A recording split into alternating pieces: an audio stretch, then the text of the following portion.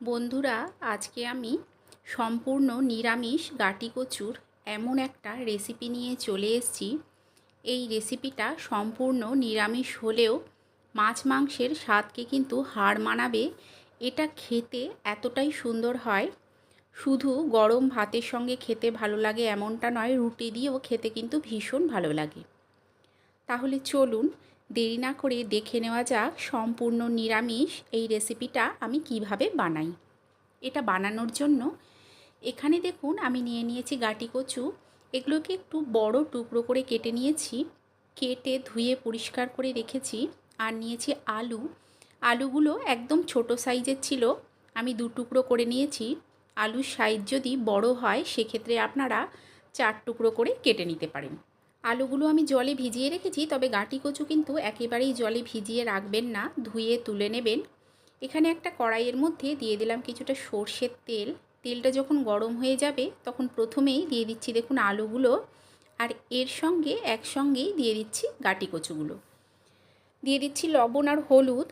লবণ আর হলুদ দিয়ে এই গাটি কচুগুলোকে ভালো করে মিশিয়ে নেব। মিশিয়ে নিয়ে গ্যাসের ফ্লেমটাকে আমি লোতে করে দেব।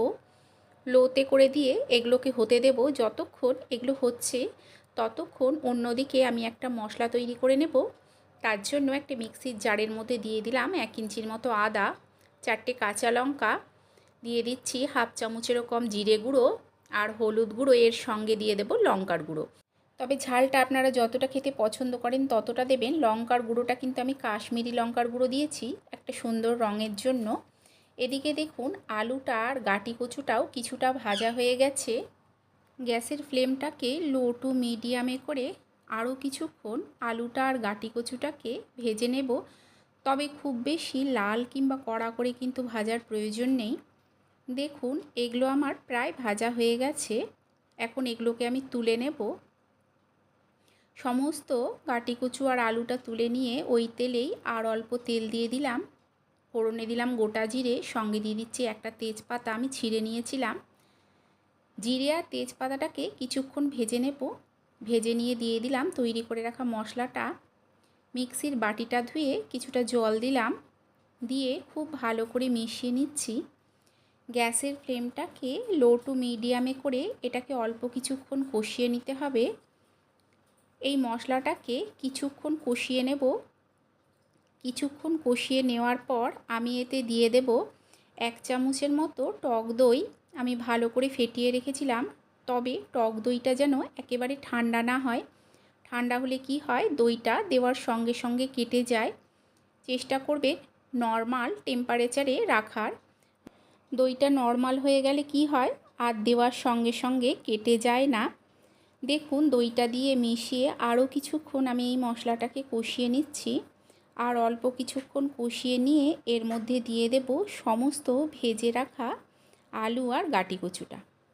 এই আলু আর গাটি কচুটাকে দিয়ে এই মশলার সঙ্গে মিশিয়ে আরও কিছুক্ষণ কষিয়ে নিতে হবে, যাতে এই মশলাটা এর মধ্যে খুব সুন্দরভাবে ঢুকে যায় আর মশলার কাঁচা গন্ধটাও না থাকে। গ্যাসের ফ্লেমটাকে লো টু মিডিয়ামে করে আলুটা আর গাটি কচুটাকে বেশ কিছুক্ষণ আমি ভালো করে কষিয়ে নিয়েছি। এর কাঁচা গন্ধটাও চলে গেছে আর তেলটাও দেখুন আলাদা হয়ে চলে এসছে। এই সময় এতে দিয়ে দেব আমি জল। জলটাকে দিয়ে নিয়ে খুব ভালো করে এই মশলার সঙ্গে মিশিয়ে নেব। মিশিয়ে নিয়ে স্বাদ অনুযায়ী লবণ দেব। লবণ দিয়ে আমি ঢাকা দিয়ে এটাকে সেদ্ধ হতে দেব। কিছুক্ষণ আমি ঢাকা দিয়ে সেদ্ধ হতে দিয়েছিলাম, কিছুক্ষণ পর তুলে নিচ্ছি। দেখুন সমস্ত কিছু কিন্তু খুব ভালো মতো সেদ্ধ হয়ে গেছে। গাটি কচু আলু ভালো মতো সেদ্ধ হয়ে গেছে, আমি আপনাদের দেখিয়ে দিচ্ছি। দেখুন এটা সুন্দরভাবে ভেঙে যাচ্ছে। এখন এতে দিয়ে দেব মিষ্টি। মিষ্টির জন্য আমি একটা বাতাসা দিচ্ছি, আপনারা চাইলে চিনিও দিতে পারেন। যেহেতু নিরামিষ মিষ্টিটা দেবেন, খেতে ভালো লাগবে।